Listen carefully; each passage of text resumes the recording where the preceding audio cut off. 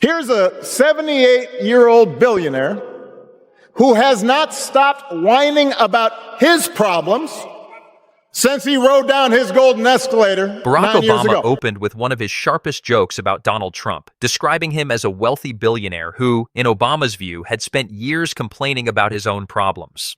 Referring to Trump's famous ride down the golden escalator that launched his presidential campaign, Obama joked that despite his success and influence, Trump never seemed to stop portraying himself as the victim. The audience laughed, but the remark carried a broader political message. Obama was criticizing what he saw as Trump's tendency to focus on personal grievances rather than national priorities. It reflected a recurring theme in Obama's speeches, that leadership should inspire confidence and bring people together instead of centering on personal disputes. The joke quickly became one of the most talked about moments of the event, illustrating how humor has often been used as a powerful tool in political debate. First of all, we live in a country that respects free speech. So, second of all, it looks like maybe he might have served in our military, and we got to respect that. Third of all, he was elderly, and we got to respect our elders. And fourth of all, don't boo. Obama then shifted to a more serious point after discussing a protester who had interrupted one of his campaign events. Instead of encouraging the crowd to boo or remove the individual, Obama reminded everyone that America is built on the principle of free speech. He pointed out that the man had every right to express his opinion, even if others strongly disagreed with it. Obama also noted that the protester appeared to be a military veteran and an older American, saying those were additional reasons to treat him with respect. The moment stood in sharp contrast to the increasingly heated political atmosphere of the campaign.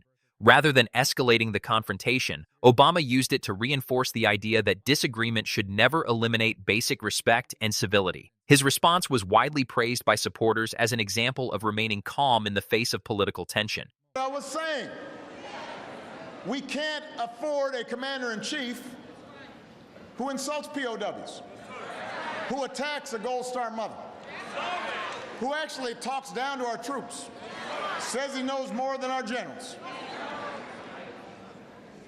Even a Republican senator said we can't afford to give somebody like that the nuclear code, somebody so erratic. I want you to think about that.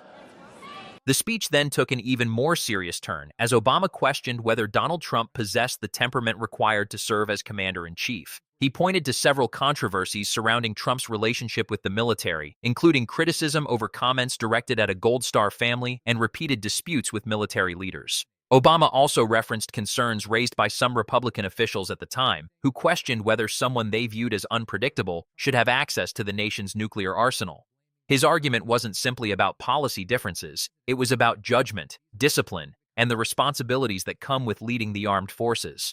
Obama urged voters to think carefully about the character and temperament expected from someone occupying the highest office in the country, arguing that the presidency demands restraint, stability, and respect for those who serve. Everywhere we see greed and bigotry being celebrated, and bullying and mockery masquerading as strength, we see science and expertise denigrated, while ignorance and dishonesty and cruelty and corruption are reaping untold. In the final part of his remarks, Obama broadened the conversation beyond any single politician. He warned that America was entering a period where bullying, insults, and personal attacks were increasingly being celebrated instead of rejected. He argued that expertise and scientific knowledge were too often dismissed, while dishonesty, cruelty, and corruption appeared to receive attention and rewards. For Obama, this wasn't just about one election. It was about the values shaping the country's future. He urged Americans to reject a culture that glorifies division and instead recommit to honesty, empathy, and respect for democratic institutions. Whether people agreed with his assessment or not, his message reflected a larger concern about the tone of modern politics and the kind of leadership future generations would inherit. Obama closed by arguing that elections are about more than policy. They're about character and the kind of leadership a country chooses to embrace. He urged Americans to reject division, value honesty over outrage, and remember that the presidency carries enormous responsibility.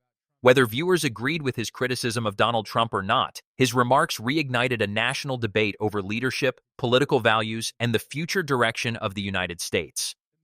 Obama's message reignited a broader conversation about character, accountability, and what Americans should expect